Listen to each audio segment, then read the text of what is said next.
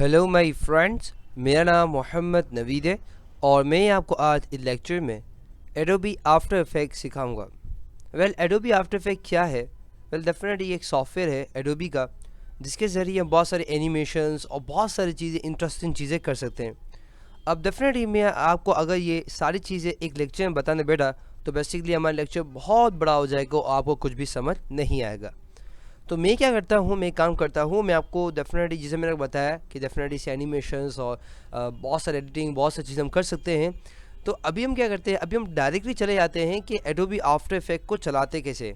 फिर डेफिनेटली जैसे आप लेक्चर देखते जाएंगे तो आपको समझ आता जाएगा, समझ आए आपको। तो सबसे हमें क्या करना होगा, सबसे पहले हमें एडोबी आफ्टर इफेक्ट को इंस्टॉल करना होगा।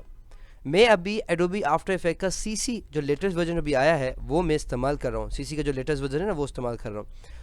तो अगर आप 2017 इस्तेमाल कर रहे हैं, 2015 इस्तेमाल कर रहे हैं, जो भी इस्तेमाल कर रहे हैं तो कोई मसला नहीं है, आप मेरे साथ फॉलो कर सकते हैं। सबसे पहले क्या करना होगा, सबसे पहले आपको डेफिनेटली इसको डबल क्लिक करके ऑन करना होगा, डेफिनेटली ओपन करना होगा।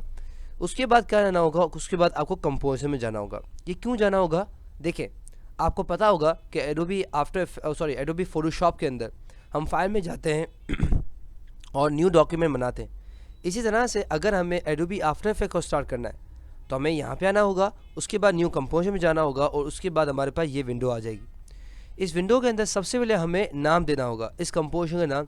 तो बेसिकली मैंने कहा कि ये com1 फाइन है मेरे लिए। उसके बाद हमारे पास है प्रीसेट।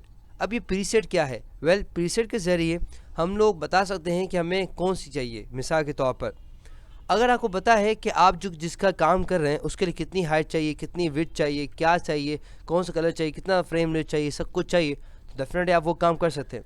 मगर अगर आप नए हैं, अगर आप आफ्टर इफेक्ट्स बिल्कुल नए आपने इस्तेमाल करना शुरू किया है तो आपको शायद मालूम नहीं होगा, आपको आइडिया नहीं होगा कि मिसाल के तौर पर अगर आप टीवी के लिए काम कर रहे हैं तो कितनी हाइट चाहिए, कितनी विड्थ चाहिए, क्या चाहिए। तो बेसिकली अगर आपको आइडिया लेना हो तो बेसिकली हमारे पास पूरा हमारे पास लिस्ट मौजूद है जो एडोबी आफ्टर इफेक्ट्स ने हमारे लिए तैयार कर रखी है। इसके अंदर ये बता रहा है कि अगर आप वेब वीडियो यानी कि वेबसाइट की वीडियो के लिए बना रहे हैं तो बेसिकली साइज़ ये होना चाहिए। अगर वेबसाइट का बैनर के लिए बना रहे हैं तो डेफिनेटली साइज़ ये होना चाहिए, समझ आए आपको। तो बेसिकली हमारे पास बहुत सारे साइज़ यहाँ पे मौजूद हैं। तो अगर आपको जो भी मिसाल के तौर पर आप कंप्यूटर के लिए बना रहे हैं, स्क्रीन के लिए बना रहे हैं, तो डेफिनेटली आप ये ले सकते हैं, समझ आए आपको। अगर आप अपना खुद का बनाना चाह रहे हैं तो डेफिनेटली वो भी कर सकते हैं। आप यहाँ क्लिक करें और यहाँ अपनी मनपसंद हाइट और विड्थ यहाँ दे दें, समझ आए आपको। उसके बाद आप ये देख सकते हैं हमें चेक बॉक्स है। चेक बॉक्स से क्या मुराद है? चेक बॉक्स का मतलब ये है कि आस्पेक्ट रेशो। इसका मतलब ये है कि जब आप विड्थ को चेंज करेंगे तो साथ साथ आपकी हाइट भी चेंज हो जाएगी, समझ आए आपको। बेसिकली इसको मैनेज करेगा, इसका मतलब ये होता है। उसके बाद हमारे पास है पिक्सल आस्पेक्ट रेशो। डेफिनेटली आप ये देख सकते हैं, हमारे पास आस्पेक्ट रेशो हमारे पास है। उसके बाद हमारे पास ये है कि फ्रेम, अगर आप बताना चाहिए फ्रेम रेट होना चाहिए तो वो बताता है फ्रेम पर सेकंड, यानी कि एक सेकंड के अंदर कितने फ्रेम होने चाहिए। तो बेसिकली वो आप यहाँ बता सकते हैं। उसके बाद रेजोल्यूशन आप बता सकते हैं कितनी होनी चाहिए, मैंने फुल कर दी है। टाइम कितना, कोड ड्यूरेशन यानी कितनी लंबी आपको लाइन चाहिए, यहाँ पे समझ जाए आपको ड्यूरेशन बताना है। उसके बाद ये है कि आपका पीछे कलर कौन सा हो, तो मैंने कहा रेड कर दो, रेड सही है। डबल क्लिक करूँ तो डेफिनेटली मेरे पास ऑप्शन आ जाएगा ये, तो इसके ज़रिए मैं यहाँ पे कोई भी कलर को सेलेक्ट कर सकता हूँ। तो मैंने कहा ये कलर मेरे फाइन है। उसके बाद मैं ओके करता हूँ। आप ये देखें तो ये क्या हो गया, देखें ये मेरे पास देखो 30 का डेफिनेटली मैंने कहा था 3 लाइन आ गई मेरे पास, तो टाइम लाइन कहते हैं।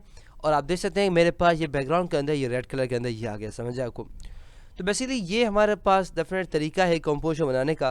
तो आज हमने इस लेक्चर के अंदर क्या सीखा है, आज हमने इस लेक्चर के अंदर ये सीखा है कि एडोबी आफ्टर इफेक्ट का सिर्फ 2-3 लाइनें समझी हैं कि एडोबी आफ्टर इफेक्ट क्या होता है। मैं समझ सकता हूँ कि आपको नहीं थोड़ा बहुत समझ आया होगा, मगर मैं भी मजबूर हूँ क्योंकि अगर हम सब पढ़ाने बैठ गया तो गए, समझ आया आपको। तो बता रहा था मैं आपको एडोबी आफ्टर इफेक्ट, मैंने आपको थोड़ा बहुत बताया कि डेफिनेटली एडिटिंग और वैसे एनिमेशन बहुत इंटरेस्टिंग चीज़ करने काम आता है। और साथ ही साथ मैंने आपको स्ट्रेट फॉरवर्ड बता दिया किस तरह से आप कंपोजिशन में जाके आप कंपोजिशन अपना बना सकते हैं, समझ आए आपको। तो जब हम अगले लेक्चर में आएंगे डेफिनेटली हमारे पास जो नीचे चीज़ें हैं उसके बारे में बात करेंगे और उसके बाद से हम लोग जो बेसिक चीज़ें हैं उसके बाद हम एनिमेशन सब करना सीखेंगे। तो आई होप आपको अच्छे तरह समझ आ गया होगा। For more videos, lecture and exercises come to my website www.naveedpress.com। अल्लाह हाफ़िज़, इंशाल्लाह आपसे अगले लेक्चर मुलाकात होगी। टिल देन अल्लाह हाफ़िज़।